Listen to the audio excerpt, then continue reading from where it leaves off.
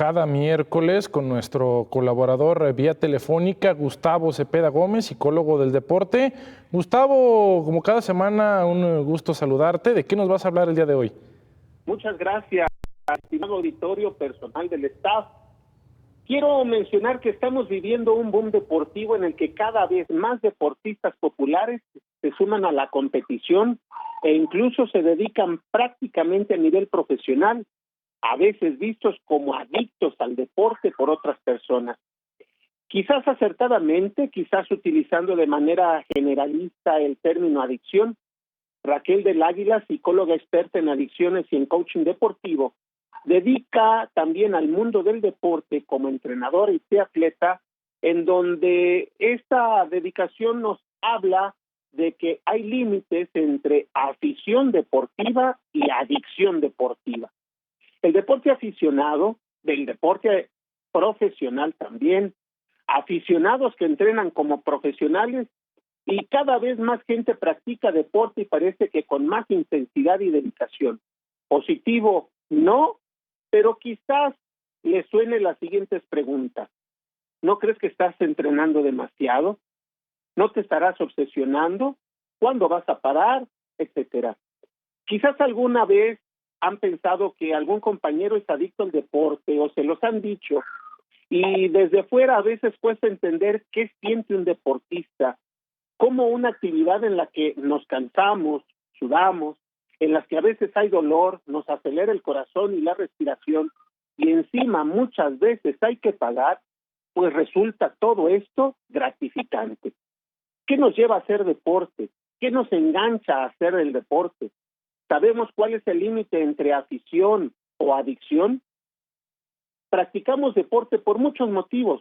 Puede que sea un hábito que nos haya introducido desde pequeño, una actividad nueva para conocer gente o que pruebo con los amigos, y lo hacemos sabiendo que es una forma saludable de pasar el rato, que nos puede ayudar a despejar la cabeza, a relajarnos, a reírnos.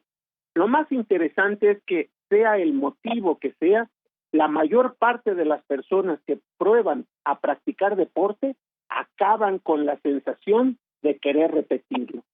Hacer deporte, y sobre todo un deporte que nos gusta, estimula la producción de endorfinas, que son circuitos neuronales del placer. Las endorfinas vienen a ser como una droga natural, unos neurotransmisores que producen sensación de satisfacción, placer, analgesia, ayudando a bajar la ansiedad e incluso sentirnos más felices, por lo que nos dejan con ganas de volver a repetir la experiencia. Y esto fácilmente nos engancha. Y vuelvo a hacer la pregunta, ¿afición o adicción? Dicho esto, ¿dónde está el límite entre engancharse al deporte de manera saludable, es decir, crear un hábito normal, y aquí cabe la pregunta, ¿qué es normal?, o engancharse problemáticamente, es decir, lo que sería propiamente una adicción? Una adicción, según el Manual de Salud del DSM-5, se define por conducta en la que cada vez emplea más tiempo, ocupa mucho tiempo de nuestra vida, incluso más del previsto, incapacidad por controlar o abandonar la actividad a pesar de intentarlo, se reduce de manera importante a otras actividades personales, sociales o laborales, y se continúa haciendo a pesar de haber consecuencias negativas. Por otro lado, algunas de las razones para considerar claramente que el deporte se está convirtiendo en un problema, nos dicen esta experta, son que hay trastornos alimenticios, clara distorsión u obsesión por la imagen personal y también conductas de dopaje.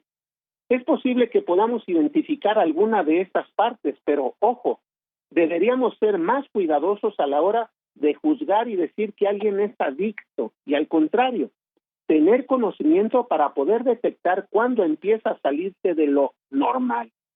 Hay quien dedica más o menos tiempo, quien se lo toma más o menos en serio, quien invierte más o menos recursos, todo dependiendo del significado que le dé al deporte y qué objetivos tenga.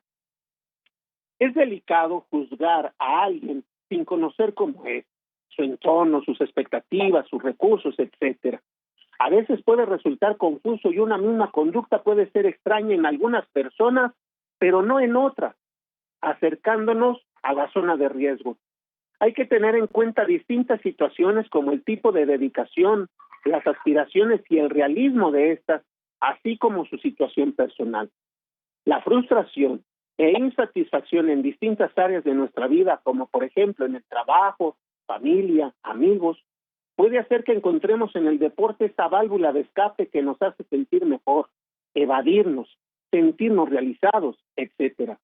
De este modo, dramatizando un poco, estaríamos utilizando el deporte como una droga, al principio sin conciencia, ya que es algo saludable, tomando cada vez más espacio en nuestra vida, mientras abandonamos otras importantes y acabando por generar un enganche en el que no somos felices y no nos sentimos satisfechos si no practicamos deporte, y sentimos el síndrome de abstinencia mostrándonos nerviosos, irritables, buscando cualquier espacio para poder practicarlo.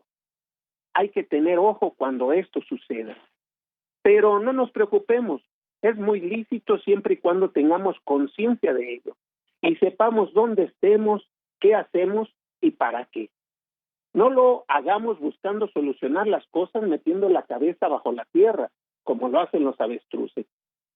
Hecho que resultaría un factor de riesgo para hacer del deporte una verdadera adicción, además de acabar siendo un detonante que tarde o temprano hará explotar todo aquello a lo que nos hemos querido hacer frente antes.